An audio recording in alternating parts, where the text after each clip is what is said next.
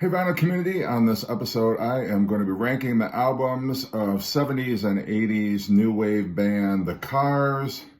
Cars have always been one of my favorite bands. My dad had their first album when it came out growing up and played it around the house constantly. Got Candy-O when that came out, played it all the time, and by that time, after Candy-O was released, I was old enough to start buying cassettes on my own, and that's when I really got into the Cars and started amassing my own collection of the Cars discography. So I'm very happy to talk about them today. The Cars are one of those bands that pretty much everybody likes. You will never meet a person who will say, I don't like the Cars, I think the Cars suck. Kind of like Tom Petty. You'll never meet anybody in your lifetime who doesn't like Tom Petty.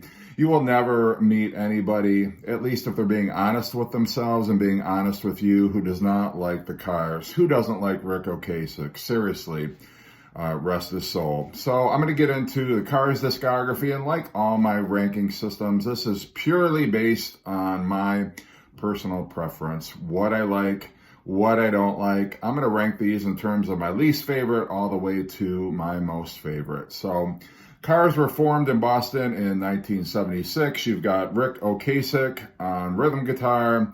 You've got Benjamin Orr on bass, and Rick and Benjamin were the two main singers in the Cars and songwriters. Then you've got Elliot Easton on lead guitar, Greg Hawkes on keyboard, and David Robinson on drums. That is the core nucleus of the Cars. Unlike many other bands, there were never any other members. There were always the five members. They did reunite in the 2000s after Benjamin Orr had passed away, but still, there were only ever those five members on the Cars album. So there's something admirable about that as well. So I'm going to start with my least favorite album, and that is going to be Door to Door from 1987. Not a bad album, but unfortunately by this point, the Cars had kind of lost the plot and they'd gotten swallowed up. You know, the Cars were one of the bands at the forefront of incorporating keyboards and electronically processed drums into their early sound. And they kind of got overtaken by the 80s overproduction. A lot of bands were doing that by the 1980s. Processed drums and drum machines were the norm in the 1980s, especially if you were a new wave band. And so I just feel like it sounds the least Cars-like of any album, if that makes sense. Not that it doesn't sound like a Cars album, but just too much of the 80s production for me. Not enough strong songs. You Are the Girl was a single, which I do like. Tata Wayo Wayo was actually a song I think that they resurrected that was left off their first album. But it's okay. Some of it holds up better than other songs, but it rocks a little bit harder than Heartbeat City. I will give it that, but I really don't reach for this album all that much. It's not terrible. There's no terrible Cars album, but not my favorite and the one that I like the least. The next one I'm going to pick is Move Like This, which was their reunion album. They were down to a quartet after Benjamin Orr passed away. And it tries really hard to sound like the Cars, and that's a problem. If you have to try to sound like yourself, which after all those years, well, I mean, I guess what can you expect? But still, it's just the Cars trying to sound like the Cars, but also trying to sound a little bit modern. And there are some songs that really work for me. I like Soon. I like Blue Tip is really good, but the rest of it, it's okay. I think in some cases, Weezer sounded more like the Cars than the Cars did. The Strokes sometimes sounded more like the Cars than the Cars did. But I'm glad they reunited. It's just not my favorite album, and I could take it or leave it, honestly. And I know there are people who probably love that album, but for me, I'll stick with the Cars stuff that I like the best. Number 5, Panorama. This album, more than any other, I feel probably alienates Cars fans because it was so different from Candy-O and their first album. there was not the familiar kind of guitar riff and then some drums and some keyboards just there to kind of fill out the sound. Now we're talking like full-on drum machines. Keyboards are definitely dominating a lot of these tracks. They're starting to sound more like synth pop bands than the Cars of old. This was really a stylistic shift for the Cars. There's some stuff that sounds kind of familiar from the first two albums. Misfit Kids sounds more like the old Cars. Give Me Some Slack a little bit. But this album sounds a lot different from Candy-O, a lot different. And I remember first time I heard it, I'm like, wow. I knew people didn't like this album, or it wasn't well received when it was released, but it's just very much like we're going full in on the new wave, full in on the synth pop. Panorama is the lead-off track, and it is full-on keyboards, electronic rhythm. Touch and Go almost has a 50s feel to it in the chorus. The verses are very much new wave, but then the chorus almost feels a little rockabilly. Don't Tell Me No is okay. And Getting Through, Down Boys, really the Benjamin Orr tracks on here I think are the weakest.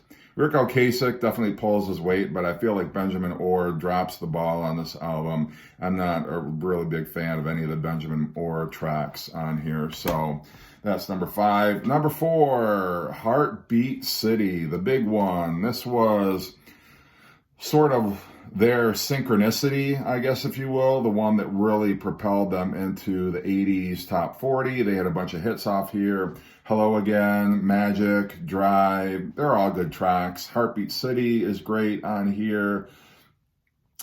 But after that, it's hit or miss. Hello Again is all right. It's a little too synthy, new wave popish for me. It's Not the Night is okay. Why Can't I Have You? All right. But the rest of it, like, it's not a great album. It's not bad, but really, when you get past the singles off of here, what do you have left? Nothing too impressive anyway. Number 3, Shake It Up. Love Shake It Up. Since You're Gone, Shake It Up. 2 lead-off tracks, just great. Love both of them. Back to some more familiar Cars sound. Shake It Up. This really feels like, Shake It Up feels like it should have been the third Cars album. It sounds a lot more like the sequel to Candy-O than Panorama ever did. So I feel like after they got the critical backlash from Panorama, they're like, all right, we got to back the bus up a little bit, and we got to kind of keep ourselves sounding a little closer to the first 2 albums, which I think they do for the most part. I'm Not the One, I think, is a great ballad. I love that track. Victim of Love is enjoyable. Cruiser is cool. I like Side 2 a lot. I think A Dream Away is pretty cool, even though it's got more synth pop elements, but I think they work. And then that song segues right into This Could Be Love, which is a great moody rocker. I love how it picks up after the first verse and just kind of kicks into gear. Think It Over and Maybe Baby are definitely new wave rockers, but not offensive. I like that album as a whole. And it's definitely my 3rd favorite Cars album. So now I'm going to go traditional, old school. I'm going to pick Candy-O as my number 2. It's a great album. Not as good as their first album, but there's a lot here that carries over the formula, the winning formula from the first album. Let's Go. Just a great lead-off track. Since I Held You is awesome. It's All I Can Do, another great Cars rock track. Double Life, love that. Love how it segues into Shooby-Doo, which is so very quirky and new wave and just kind of bizarre, but I love it. And then that segues right into Candy-O very effectively. Night Spots is an interesting opening track. Lust for Kicks, I always thought that was kind of a cool little quirky rocker. And Dangerous Type, one of my all-time favorite Cars tracks. Just love that. A great way to close out the album. But Candy-O, top-notch Cars for my money. And then, I mean, was there ever going to be another number one? Seriously, if you try to argue there's a better Cars album than their debut, I don't think so. No way. This one is the best. It will always stand as my favorite Cars album. One of my favorite albums of the 70s, actually. Good Times Roll, My Best Friend's Girl, Just What I Needed. Then you get into I'm in Touch with Your World, which is a little unusual, but I still like it. Don't You Stop, kind of a fast-paced rocker. You're All I've Got Tonight. Great, great rock track. Bye Bye Love. There's definitely some elements, some retro elements of the Cars. Bye Bye Love is one of those. Just What I Needed has some classic 50s, 60s rock elements to it, but it sounds modern and updated, and it all works. And then Moving in Stereo right into All Mixed Up is just a great way to end the album. This is one of the best debut albums of all time. It's my favorite Cars album. I will fight you over the internet if you disagree. You know you don't disagree. This is no surprise. You knew going in this was going to be the top pick. And don't you dare say Heartbeat City. I will not entertain. You can leave a comment about your top 7, but don't you dare put Heartbeat City at the top of that list. That's all I ask, because you know it's not true. Anyway, that's my Cars ranking. Hope you enjoy the video, and let me know what your thoughts are. And don't even try to come here saying you don't like the Cars. And don't let anybody tell you they don't like the Cars either, because they're just pulling your chain. They're just being a troll. It's impossible. All right, thanks.